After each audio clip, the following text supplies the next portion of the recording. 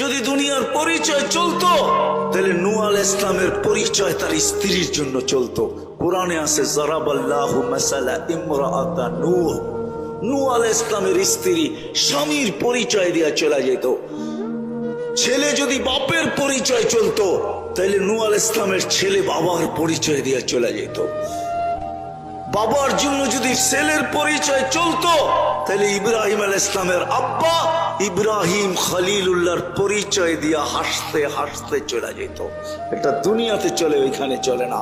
সবকিছু বাদই দিলাম, যদি পরিচয় চলতো তাইলে আবু তালেব মুহাম্মদুর রাসূলুল্লাহ সাল্লাল্লাহু আলাইহি ওয়াসাল্লাম, যিনি সৃষ্টির সর্দার, সৃষ্টির রাজা, যিনি নবীদেরও নবী, যিনি নবীদেরও ইমাম, যিনি জিনার সিগনেচার ছাড়া কোন নবী নবী হইতেও পারে না, হইতেও পারবে না, আর হওয়ার তো সুযোগই নাই।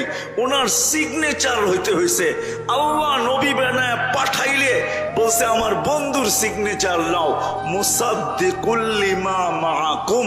এটাই বুঝাইছে যে আমি তো তোমাকে নবী হিসাবে নির্বাচিত করলাম, আমার বন্ধুর সিগনেচারটাও নিয়ে আন। যার জন্ম বাইতুল্লাহর ভিতরে থাকলে আমি জায়গা দেখাইতে পারতাম, যার ঘরটা ছিল বাইতুল্লাহর ভিতরে, যার ঘরটা মৃত্যু বাইতুল্লাহর ভিতরে, যার কবরটা এখনো খাদিজাতুল কুবরা রাদিয়াল্লাহু তাআলা আনহার সাথে, আমি চাইরোটা চিনি।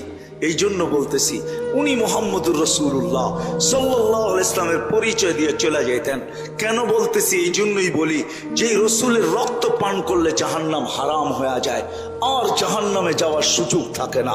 বুখারীর বাবুল হেজামাতের রেওয়ায়েত আছে, আল্লাহর রসুল সাহাবীকে রসুলে দিছেন শিঙা লাগানোর পরে রক্ত নিক্ষেপ করার জন্য, বলছে বাহিরে নিক্ষেপ করে আসো। সে অন্তরালে যায় চাইটা খেয়া ফেলছে। আল্লাহ রসুল আসার পরে জিজ্ঞাসা করছে কি করছো? যা করতে বলছেন তাই করছি। ধমক দিয়ে জিজ্ঞাসা করছে করছো কি বলো? বলে ইয়া রাসূলুল্লাহ চাইটা খেয়া ফেলছি। বলছে কেন? সুগ্রাম ছাড়া কিচ্ছু ছিল না, মনকে বুঝাইতেছিলাম, মন বুঝতে ছিল না, জিহ্বা যে কখন চাইটা ফেলছে জানি না। আল্লাহ রসুল বলছে তোমার শরীর জাহান্নামের উপরে হারাম। যদি রক্ত চাটার কারণে শরীর জাহান্নামের উপরে হারাম হয় তো আবু তালেবের শিরায় উপশিরায় তো একই রক্ত দৌড়াইতেছিল, একই রক্ত দৌড়াইতেছিল। যার হাতের ছোঁয়া লাগলে, যার হাতের ছোঁয়া লাগলে, হাতের ছোঁয়া লাগলে আগুন জ্বালানোর ক্ষমতা রাখে না, দুনিয়ার আগুন। আনাস ইবনে মালিক রাদিয়াল্লাহু তাআলা আনহু দস্তরখানে আল্লাহর রাসূল খাইছেন, খাওয়ার পরে হাত মুছছেন। উনি জীবনে কোনোদিনই দস্তরখানকে পানি দিয়ে পরিষ্কার করেন নাই। উনি দস্তরখান পরিষ্কার করতেন, আগুনে নিক্ষেপ করতেন, ময়লা খেয়ে ফেলতো আগুন, উনি বাহির করে ঝাড়া দিতেন আর ময়লা সরে যেত, দস্তরখান চকচকে হয়ে যেত। একটা সুতাও পড়ার ক্ষমতা রাখে নাই। বন্ধুরা জিজ্ঞাসা করছে আনাস এটা কি করে সম্ভব? বলছে এই জন্যই সম্ভব যে দুজাহানের বাদশার হাত লাগছে। হাত জান কিতাব উঠান দেখেন, ওই রাসূলুল্লাহ সাল্লাল্লাহু আলাইহি ওয়াসাল্লাম 6 বছর 6 মাস বয়সে চাচার বুকে আসছেন, 6 বছর বয়সে মা মারা গেছেন, 6 বছর 6 মাস বয়সে দাদা মারা গেছেন, 6 বছর 6 মাস বয়সে চাচার বুকে আসছেন।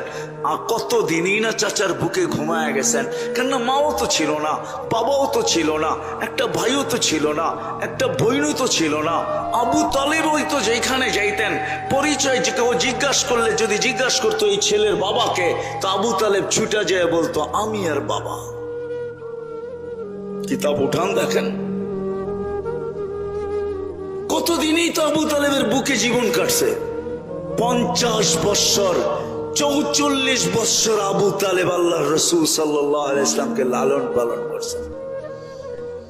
খাদিজা রাদিয়াল্লাহু তাআলা আনহার বিয়ের খুতবা পড়ছে আবু তালেব, মেয়ে পছন্দ করছে আবু তালেব। তাইলে ভাতিজার পরিচয় তার জন্যই চলতো, আল্লাহ রসুলের পরিচয় চলতো। যেটা আমি শেষ জায়গায় চলে আসছি, দুনিয়ায় পজিশন আপনার কি আমার কি এটা বিষয় না, আল্লাহর কাছে পজিশন কতটুকু।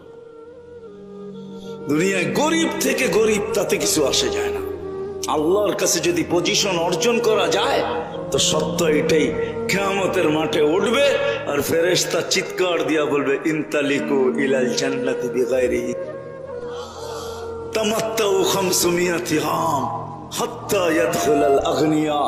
দুনিয়াতে তুমি খায়ও দেখো নাই, পড়েও দেখো নাই,